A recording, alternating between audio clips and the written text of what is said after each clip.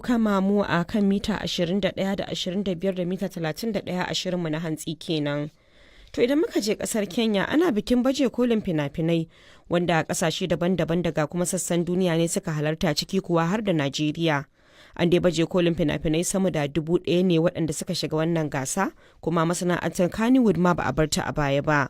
Kuma sun samu kaiwa matakin ƙarshe a gasar inda Alhaji Ado Ahmad Gidan Dabino na ɗaya daga cikin mahalarta taron inda shi ma ya baje tashi fasahar ta haska ɗaya daga cikin fina-finansa mai suna Juyin Sarauta ya kuma min ƙarin bayani kan wannan gasa.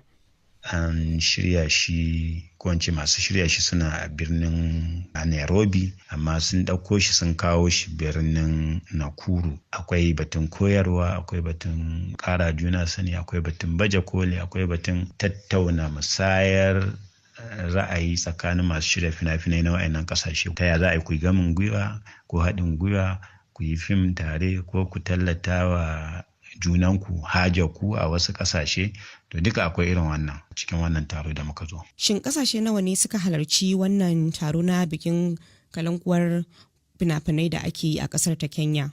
To ƙasashe guda 12 ne suka zo wajen wannan taro. Akwai Burkina Faso, Ethiopia, Ghana, Kenya, Madagascar, Malawi, Nigeria, Senegal, South Africa da America, Uganda da kuma Zambia.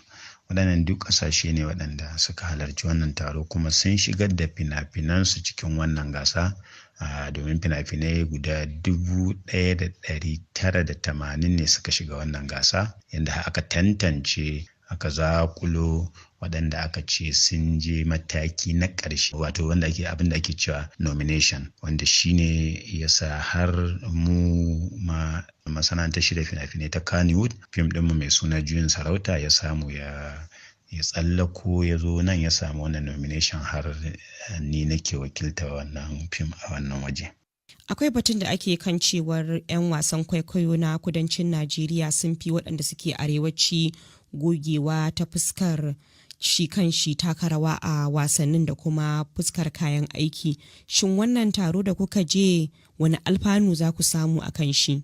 Akwai abubuwa da za mu ƙaru da su da dama, wato akwai aji na harkar koyar da ba da umarni wato master class, akwai kuma taron ƙara juna sani wanda aka yi da masu shirya fina-finai na ƙasashe daban-daban. Akwai kuma batun baje koli, akwai batun musayar ra'ayi, akwai batun haɗaka ko haɗin gwiwa, akwai batun tallata fina-finai daga sassan da suka zo wannan taro. Sunan shi Lake International Pan African Film Festival. Yawanci kasashen da suka ci gaba kamar Amurka fannin wasan kwaikwayo na taka muhimmiyar rawa wajen bunƙasa tattalin arziki. Shin akwai wani abu da za ku koyo wanda kuma idan kuka dawo gida Najeriya za ya kasance kuma kuna taka irin wannan rawa? Kwarai akwai abubuwan da za mu koyo, musamman tunda na bayyana akwai aji na koyar da ba da umarni, akwai ƙara juna sani,